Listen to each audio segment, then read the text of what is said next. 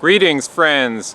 About 2 years ago, maybe a little more than 2 years ago, when my channel was young, I posted one of my videos from my time in Ghana when I was volunteering as a teacher in Volta region at a junior school. You could say, grades. I was teaching grades 5, around that age. I've volunteered in different countries. It's normal for physical discipline to occur, just like it would have occurred in the West until only a few decades ago. Getting the cane or getting a stick slapped on the wrist or on the behind. And at the time, I didn't really like the discipline. I thought it was disruptive to the learning process. And I filmed it one time when a lot of students were getting beaten for whatever reason, maybe not for skipping some class, maybe for not paying their school fees. Technically, that's not their fault, but regardless, sometimes I think kids need to be disciplined, and this is something I wasn't willing to accept some years ago. Now, looking back on it, I think I'm glad I filmed this. I'm glad I put it on YouTube. I'm glad it was a popular video. It got up to 86,000 views, and of course, a very controversial video. Slightly more likes than dislikes. I think it was probably, when I last saw it, about 236 likes, about 200 dislikes, so about 50-50.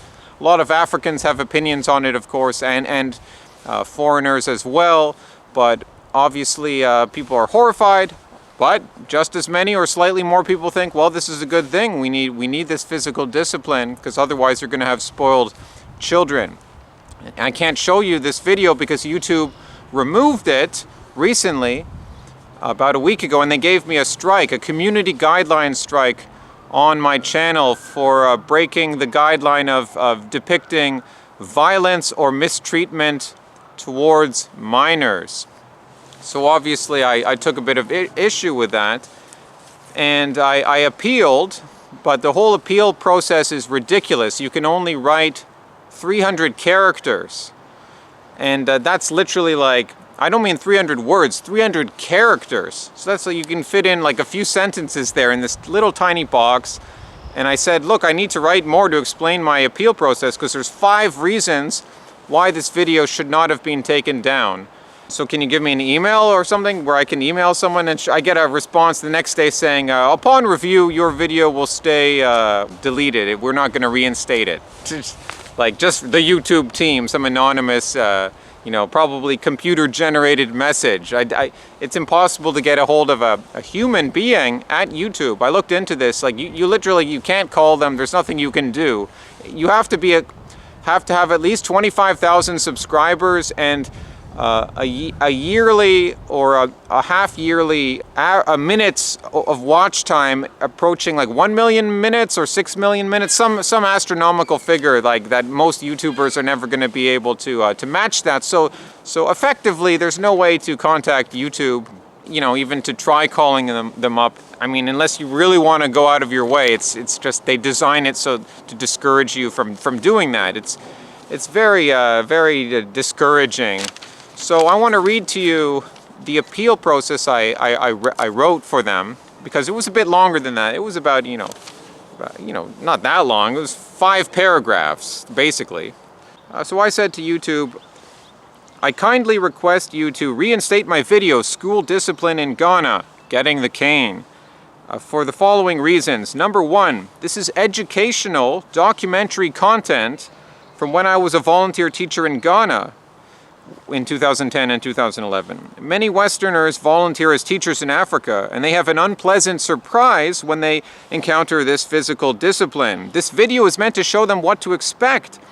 Removing this video hurts the preparatory education of international volunteers going to Africa, of whom there are thousands.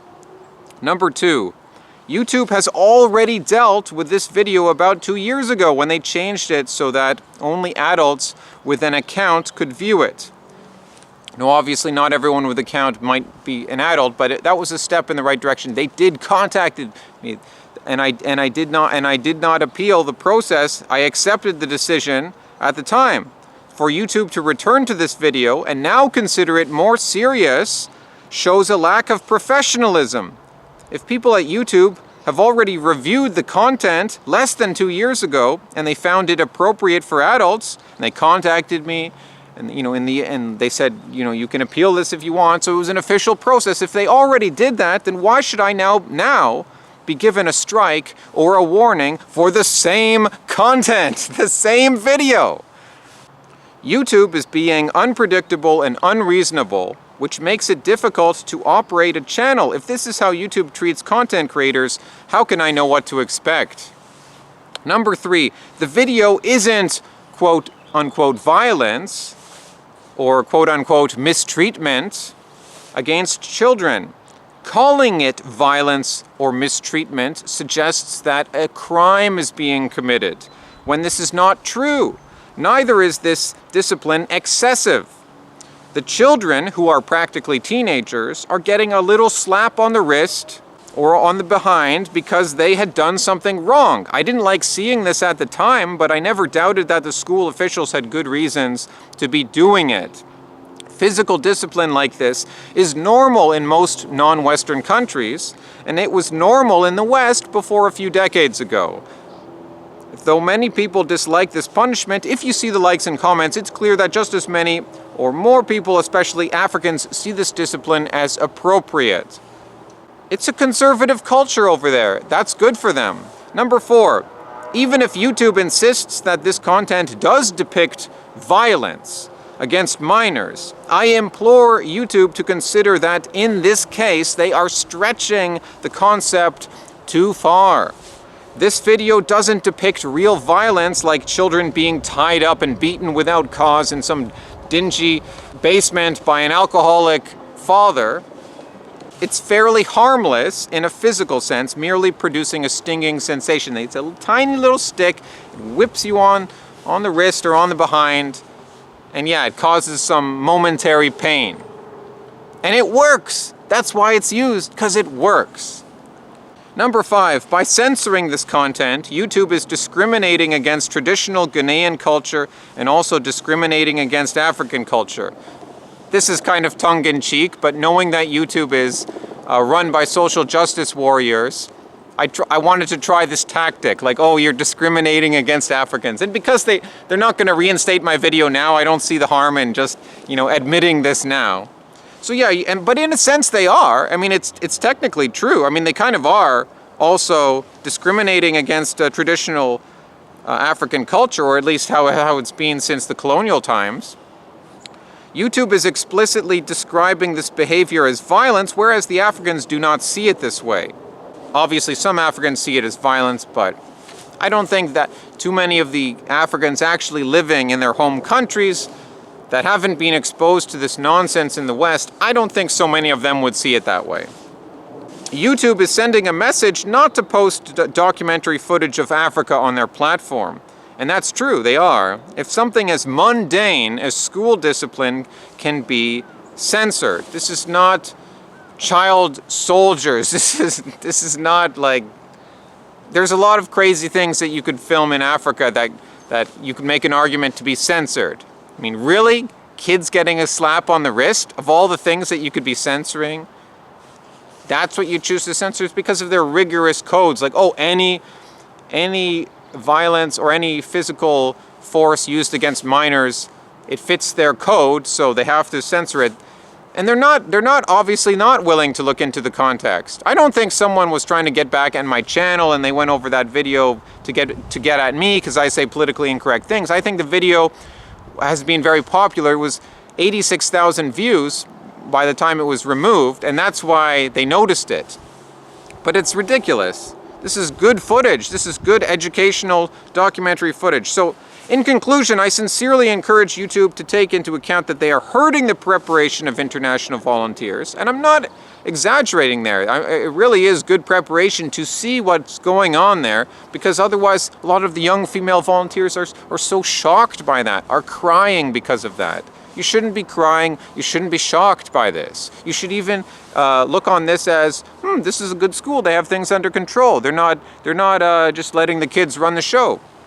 Besides taking into account they're hurting the preparation of international volunteers, they are stretching the concept of violence in a very extreme manner to encompass routine and beneficial school discipline in Ghana, censoring good documentary material, discriminating against the honest documenting of a fairly routine aspect of African culture, and lastly, and most importantly, sending mixed signals to myself, who produced the video, by designating it appropriate for adults and then changing their opinion much later. I trust that they'll do the right thing, and of course they didn't do the right thing. So just a few more concluding thoughts on this issue here. Well, of course, there's the notion of bubbled children. And I mean, technically, they say children shouldn't be watching this anyways, but the same idea applies, even if it's not technically minors viewing the video. There's so much hypocrisy on YouTube. There's so much screwed up stuff. You can see people in Syria getting shot and stuff blowing up. You know, you can basically see like fatal accidents on YouTube, a lot of really messed up stuff. And my video, just showing some fairly innocent caning of kids, you can't see that because that violates their community guidelines against children. Like, really? Really? I think that's a little extreme in my opinion. So this is the sort of thing that could create bubbled children when they're not exposed to any violence or any aggression or anything that could be, you know, dangerous. Then they grow up spoiled, they grow up hypersensitive. It's not a healthy way to bring up your kids by trying to overly protect them. I understand that there's things that you wouldn't want your kids to be watching on YouTube, on the internet in general. I understand that. I'm not trying to say everything should be this free-for-all libertarian thing. That just becomes degenerate. However, there has to be a role for the parents in watching what their children, at least influencing or controlling to an extent what their children watch. And I know that's not easy, but it's not the role of YouTube. YouTube can't be, I was going to say they're trying to be our parents, but no, YouTube's not trying to be our parents, they're trying to be our mom.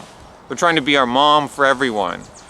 Whatever positive you accomplish from that will be negated by the greater negative, clamping down on free speech in general. It's going to hurt the quality of the platform to supposedly protect some people from troubling content. In return, you're going to destroy the quality of your whole platform. The only problem is YouTube controls so much of the market that it's like, where else are you going to go? I mean, I have a channel on BitChute, but I don't think anyone watches that, so it's like, what are you going to do? But they just drive the content of the whole platform into the ground. There's the fact that they're trying to be world police, thought control, trying to be the mom of everyone on the internet. They're overreacting here. I mean, physical discipline, like I said, was normal in the West. What on earth are they thinking that seeing African kids get a little slap on the wrist is going to harm people? How? This isn't even, like I said, it's not even a crime. It's not like someone busted into your house. It would be different if like kids were sitting around in the lunch hall and some crazy man went after them and started caning them. Even though that's not really going to cause so much harm, in that sense it would be abuse because it's unwarranted. They don't deserve it. It's a crazy man acting crazy.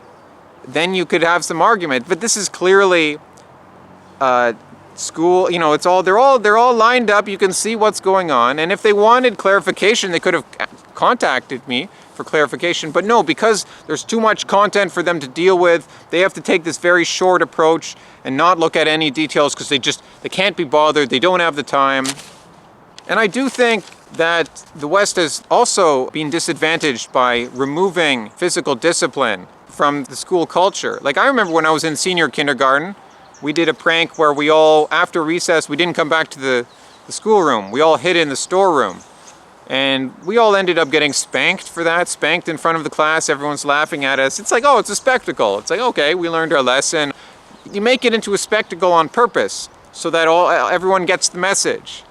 What on earth are they thinking what harm is going to come to anyone from seeing that? Like, your kid is going to have nightmares and is going to be afraid of their teacher or because they saw that?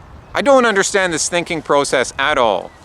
We need to encourage this sort of thing. I don't mean like needless violence, but we need a certain amount of physical discipline in our society. We're filled with spoiled brats and bubble children in the West these days.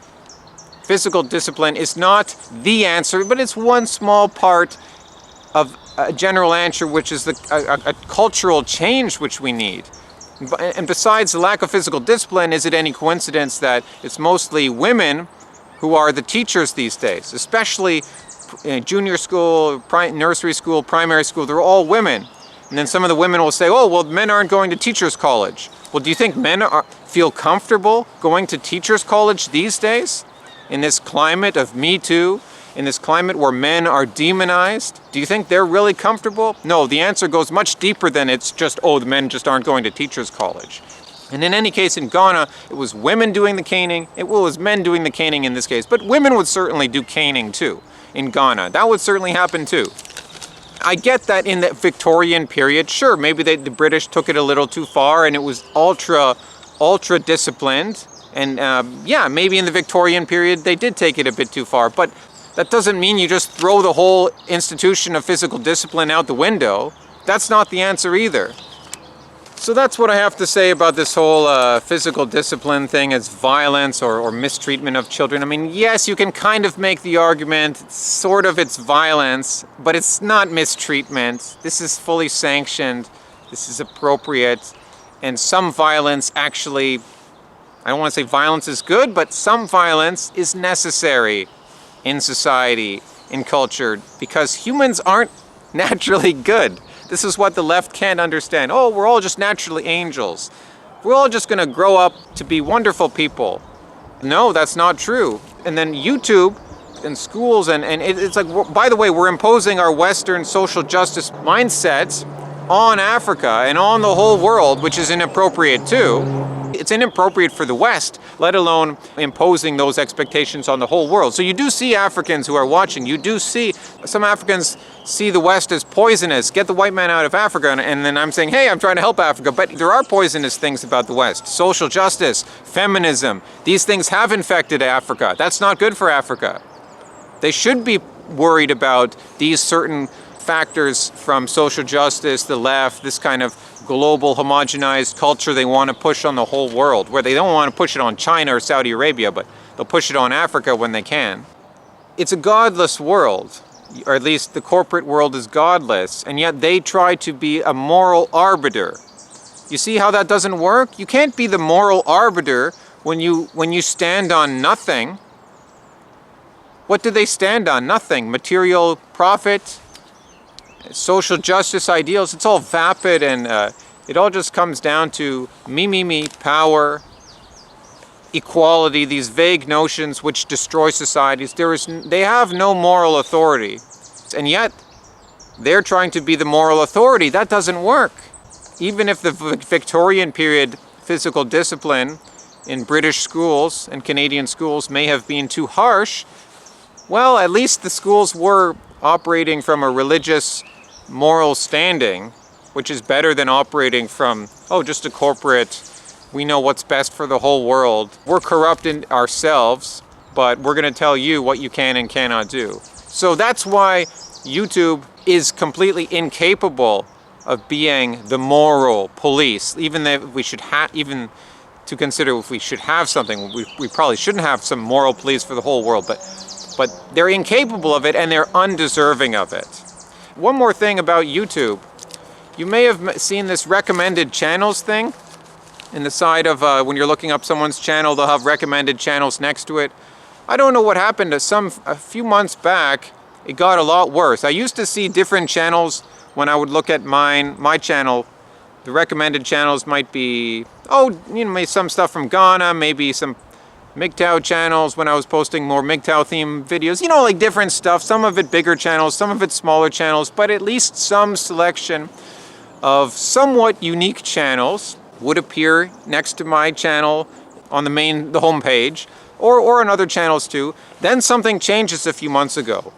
It didn't affect all pages, but it affected my page, it affected a lot of other small to medium-sized channels. All of a sudden, recommended channels, it's like Vice, CNN, ABC News, NBC, just the same generic, lamestream, corporate media outfits. For goodness sakes. I'm reading into this a bit too much, but it's probably just due to their own ineptitude, but to some extent, I think that if they see you as doing politically incorrect things, They want to scramble your recommended channels or just kill it and fill it with these generic mainstream media suggestions, while they're also flooding your suggested watch list and your homepage. They're flooding that with mainstream stuff too. In the search feature, you search some news story. Oh, it's all the CNN. It's all the top stories from the mainstream. Whereas that wasn't the case before. Before, you would be getting who are the actual YouTubers who are established who've been reporting on this. You get more of that. So apparently they're removing this recommended channels thing altogether. I don't even see the need to remove it altogether. It did actually have some function in my view, but they just screwed it up completely. YouTube is just shooting themselves in the foot. But I know it's like Gillette. They do all these self-destructive things, but I don't know if they really care because they have so much of the market cornered. They just don't care. I mean, it's not going to make much difference for them for some years to come anyways. Hasta luego, amigos.